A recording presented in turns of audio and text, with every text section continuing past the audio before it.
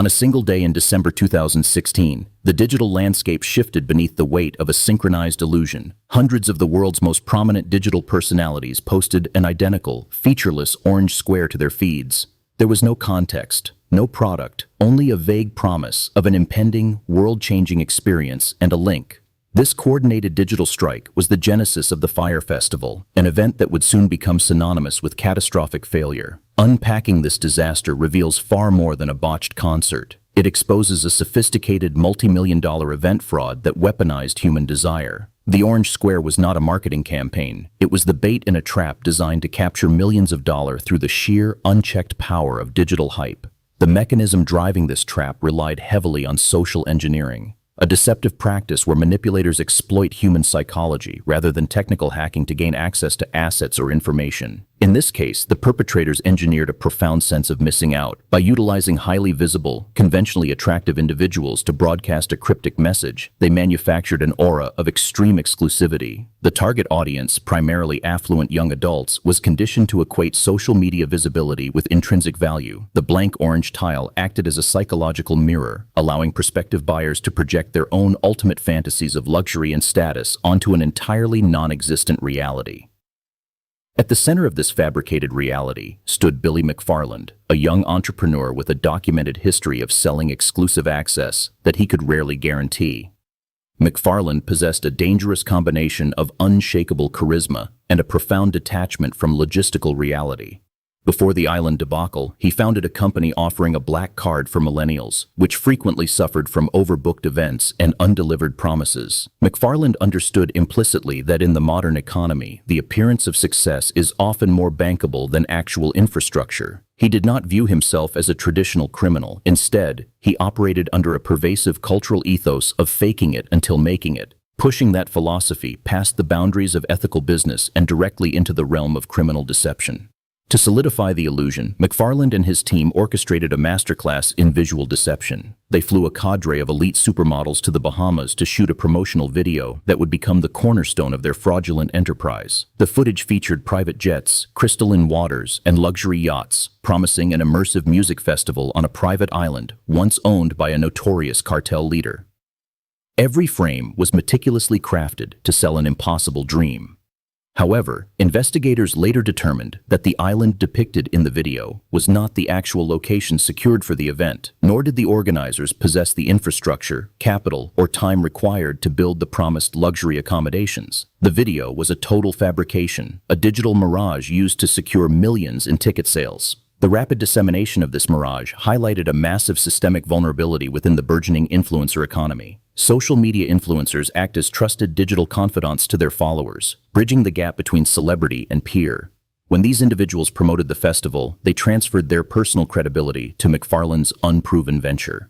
At the time, regulatory oversight regarding sponsored content was deeply inadequate. Followers had no way of knowing that these digital endorsements were heavily compensated advertisements rather than genuine expressions of excitement. This lack of transparency commodified trust, allowing a fraudulent enterprise to bypass traditional consumer scrutiny and directly access the wallets of a highly susceptible demographic. Fueled by this unprecedented digital endorsement, the financial windfall was immediate and staggering. Thousands of eager consumers purchased tickets ranging from hundreds to tens of thousands of dollars, securing what they believed were VIP packages, luxury villas, and gourmet dining experiences. The influx of capital created a blinding fog of success, masking the absolute absence of a viable operational plan. Millions of dollars flowed into corporate accounts based entirely on a digital rendering of a festival that existed nowhere outside of a promotional video.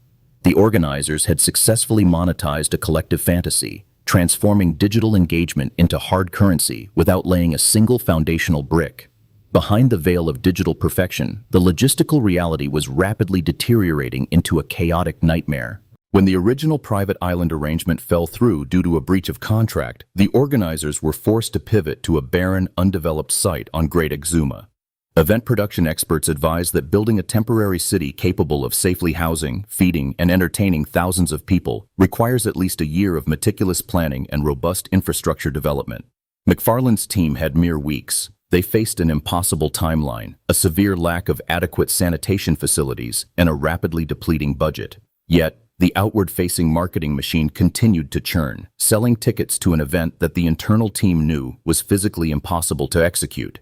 Despite frantic warnings from seasoned logistics professionals, the leadership refused to halt the operation. This obstinance provides a textbook example of the sunk cost fallacy, a cognitive bias where individuals continue a devastating endeavor because of previously invested resources. McFarland was trapped in a web of his own grandiosity, unable to admit defeat because his entire identity and financial survival were tethered to the illusion of success. Canceling the event would mean shattering the facade and facing immediate financial ruin. Therefore, he chose to double down, pushing forward with a catastrophic plan, convincing himself and his increasingly desperate staff that sheer willpower and last-minute scrambling could somehow bend physical reality to match their digital promises. As rumors of the impending disaster began to leak out, the organizers deployed aggressive digital censorship to maintain the illusion. A dedicated team monitored social media channels, systematically deleting negative comments, blocking inquisitive users, and scrubbing any dissenting voices from their official pages. This tactic is a digital evolution of affinity fraud, where a scammer exploits the trust within a specific group.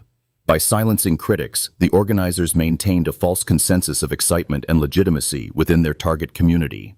Prospective attendees who sought reassurance found only a curated echo chamber of hype, entirely unaware that the event they were traveling to was already collapsing under its own weight.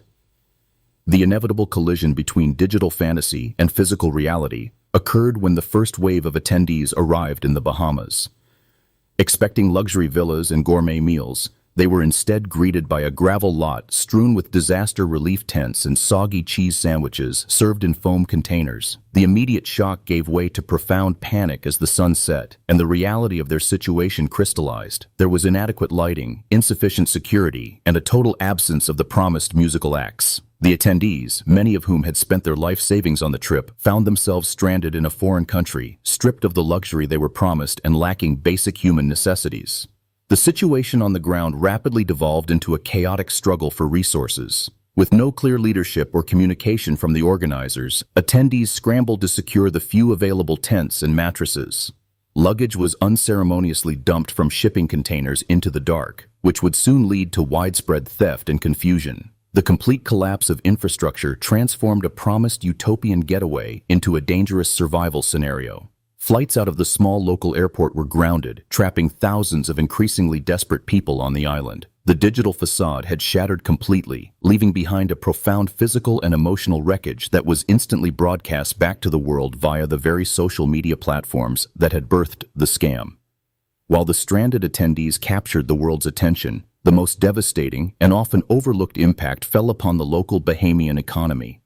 The organizers had heavily relied on the labor and resources of local workers, restaurant owners, and contractors to build the meager infrastructure that did exist. When the festival imploded, these individuals were left with hundreds of thousands of dollars in unpaid bills. Unlike the affluent attendees who eventually returned to their comfortable lives, the local workers faced severe financial ruin, having depleted their own savings and resources to support a fraudulent enterprise. This dynamic highlights a dark, systemic vulnerability where reckless foreign ventures can exploit and devastate vulnerable local economies under the guise of economic development. In the immediate aftermath, federal authorities launched a massive investigation into the financial mechanics of the collapsed enterprise. Unraveling the corporate structure required meticulous forensic accounting. Investigators discovered that the deception extended far beyond misleading marketing. To secure the millions in loans needed to keep the illusion afloat, McFarland had engaged in blatant wire fraud, a federal crime involving the use of telecommunications to execute a scheme to defraud. He had systematically doctored financial documents, artificially inflating his company's revenue, and falsely claiming ownership of millions of dollars in stock to secure massive investments. The event failure was merely the public explosion of a deeply entrenched, systemic financial crime.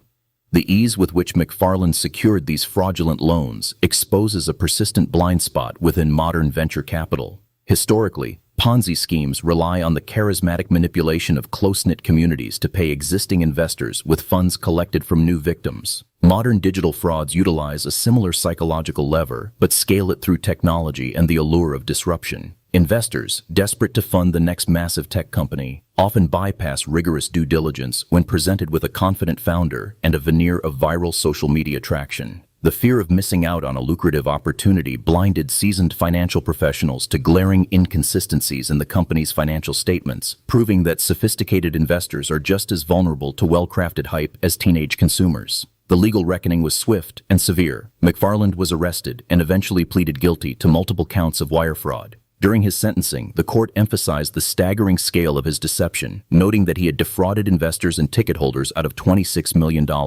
The prosecution painted a portrait of a serial deceiver who viewed his victims not as people, but as expendable sources of capital to fund his extravagant lifestyle. The court proceedings dismantled the defense that the festival was merely a business failure, firmly establishing it as a calculated, predatory scam that required severe punitive action to deter future digital charlatans.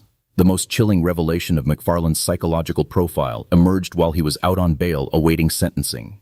Demonstrating an incorrigible compulsion to deceive, he launched a secondary scam targeting the very individuals he had already defrauded. Under a fake name, he operated a company offering non-existent VIP tickets to highly exclusive events like the Grammy Awards. This brazen secondary fraud shattered any illusion that the original festival was an accidental failure born of incompetence. It revealed a pathological fraudster entirely devoid of remorse, driven by an insatiable need to manipulate others and entirely detached from the moral and legal consequences of his actions. The spectacular public failure of this scam served as a critical catalyst for regulatory reform within the digital marketing sphere.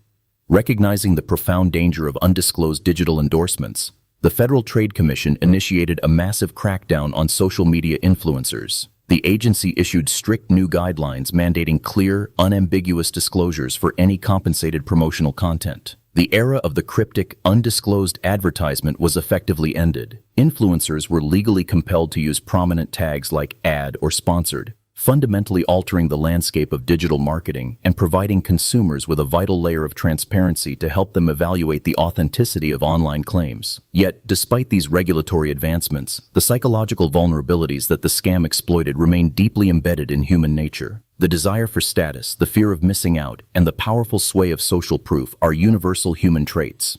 Fraudsters continuously adapt their tactics to exploit these desires, shifting from music festivals to cryptocurrency offerings, exclusive digital communities, and luxury lifestyle coaching.